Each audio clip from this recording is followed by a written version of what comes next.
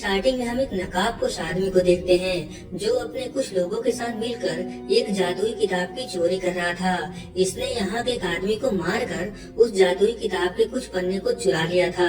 तभी यहाँ एक दूसरा नकाबपोश लेडी आती है जो इसे ऐसा करने से मना करती है। इसका नाम काइसेलियस है। ये अपने जादू से एक दरवाजा खोल देता है जिसमें सभी लोग भाग जाते हैं, मगर इसके पीछे वो नकाबपोश लेडी भी आ जाती है और यहाँ पर ये दोनों अपने अपने मैजिक से लड़ाई करने लगते हैं। ये लेडी इन सबको मिरर वर्ल्ड में ले जाती है, लेकिन तभी काइसेलियस फिर से वो दरवाजा खोलकर अपने लोगों के साथ यहाँ से भाग जाता है। अब हमें दूसरी तरफ एक आदमी को दिखाया जाता है जिसका नाम डॉक्टर स्ट्रेंज है। ये पेशे से एक बहुत बड़े जाने माने डॉक्टर थे जो अपना काम बहुत अच्छे से करते थे। इन्हें अपने काम से बहुत प्यार था।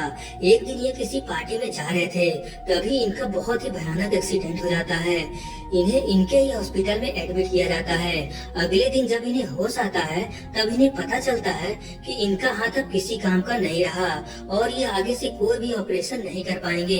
ये जानकर इन्हें बहुत दुख होता है। करीब 1 साल तक इनका इलाज चलता है, जिसके बाद ये चलने फिरने के लायक हो जाते हैं, मगर अभी भी इनकी उंगलियां काम नहीं कर रही थी। ये अपने डॉक्टर से पूछते हैं कि क्या कभी कोई ऐसा पेशेंट ठीक हुआ है जिसकी हालत मेरी जैसी हो, जिस पर ये कहता है हाँ बिल्कुल, एक आदमी था जिसका पैर पूरी तरह से खराब हो गया था और एक दिन वो अपने आप सही हो गया। अगर तुम चाहो तो तुम मुझसे मिल सकते हो। स्ट्रेंज को यकीन नहीं था, लेकिन फिर भी ये उस आदमी से मिलने के लिए जाता है क्योंकि इसके पास और कोई रास्ता नहीं था। और अगले दिन ये उस आदमी के पास पहुंच जाता है और इसके ठीक होने का राज पूछता है, जिस पर पहले तो ये मना कर देता है, लेकिन डॉक्टर स्ट्रेंज के रिक्वेस्ट करने पर ये इसे बताता है कि मैंने ये अपने अंतर मन की शक्ति से किया। मैं जानता हूँ कि तुम्हें यकीन नहीं होगा क्योंकि तुम एक डॉक्टर हो, इसीलिए तुम नेपाल जाकर कामातास को ढूंढो, वहीं पर तुम्हारा इलाज हो सकता है। डॉक्टर स्ट्रेंज तुरंत उस जगह पर जाने के लिए निकल जाते हैं और इस शहर में कामातास को ढूंढने लगते हैं। तभी इन्हें यहाँ एक आदमी मिलता है जो कामाताज का ही एक शिष्य था।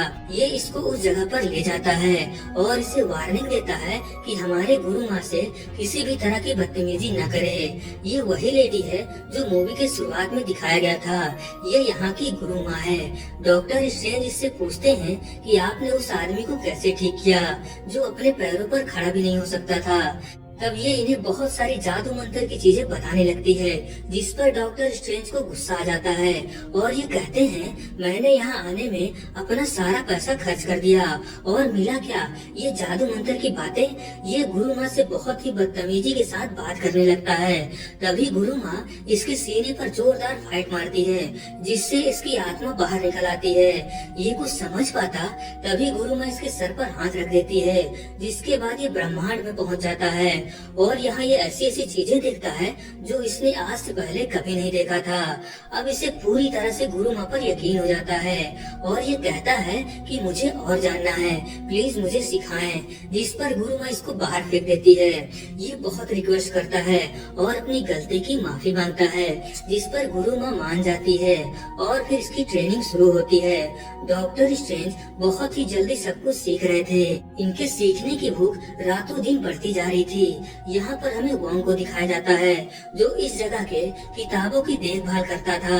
एक दिन डॉक्टर स्ट्रेंज को एक किताब मिलती है जिसमें समय का राज छुपा था, मगर इसके कुछ पेज नहीं थे, जिस पर वोंग इसको पूरी कहानी बताता है कि कैसे गुरु माँ का एक शिष्य ने ही हमसे बगावत किया और इस किताब का पेज लेकर भाग गया। उसका नाम काइसेलियस है और वो कभी भी इस जगह पर हमला कर सकता है। जिस पर डॉक्टर स्ट्रेंज कहते हैं मुझे इन सब में नहीं पड़ना, ये लड़ाई झगड़ा मुझे पसंद नहीं, मैं यहाँ सिर्फ अपना इलाज कराने आया हूँ। अब हमें दूसरी तरफ काइसेलियस को दिखाया जाता है जो इस दुनिया को तबाह करने के लिए काली दुनिया का सबसे खतरनाक राक्षस को बुलाने का इंतजाम कर रहा था। एक दिन डॉक्टर स्ट्रेंज वो किताब पढ़ने की कोशिश करते हैं जिससे पढ़ना मना था।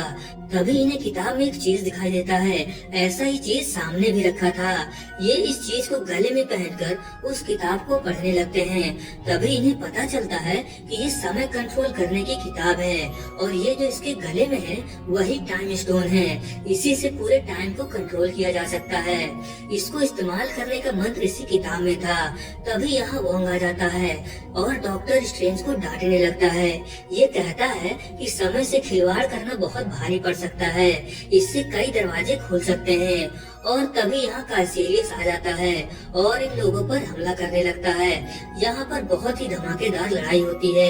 इस बार काइसेलियस इन लोगों को अपने मिरर वर्ल्ड में ले जाता है और यहाँ पर लड़ाई शुरू होती है और लास्ट में बेचारी गुरु माँ मारी जाती है। अब अंधेरे का राक्षस इस दुनिया में आने वाला था।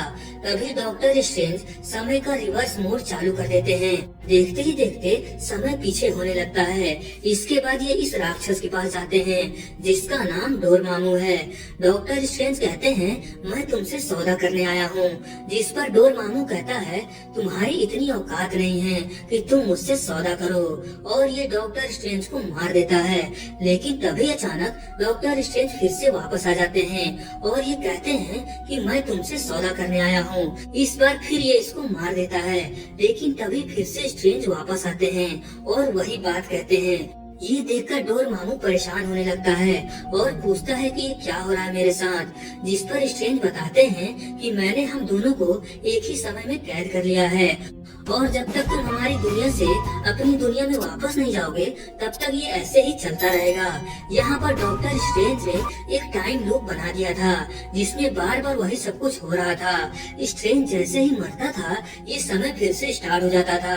डोरमामू इसको बार बार मारकर परेशान हो जाता है और लास्ट में थक हार कर इसकी बात मान लेता है। तब जाके स्ट्रेंज इसको आजाद करता है। देखते ही देखते डोरमामू और इसके जितने भी लोग थे वो इस दुनिया से जाने लगते हैं और फिर डॉक्टर स्ट्रेंज यहाँ पर जितना भी नुकसान हुआ था सबको अपने टाइम से पैक कर देता है। ऐसा लगता है जैसे यहाँ कुछ हुआ ही ना हो। लास्ट में हमें थॉर को दिखाया जाता है जो अपने पिता ओडिन को ढूंढते हुए यहाँ आया था और यहीं पे यह फिल्म खत्म हो जाती है।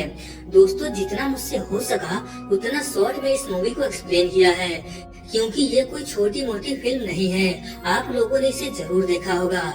इस मूवी का अगला पार्ट 6 तारीख को रिलीज हो रहा है, इसीलिए मैंने इस मूवी का पार्ट 1 को एक्सप्लेन किया है।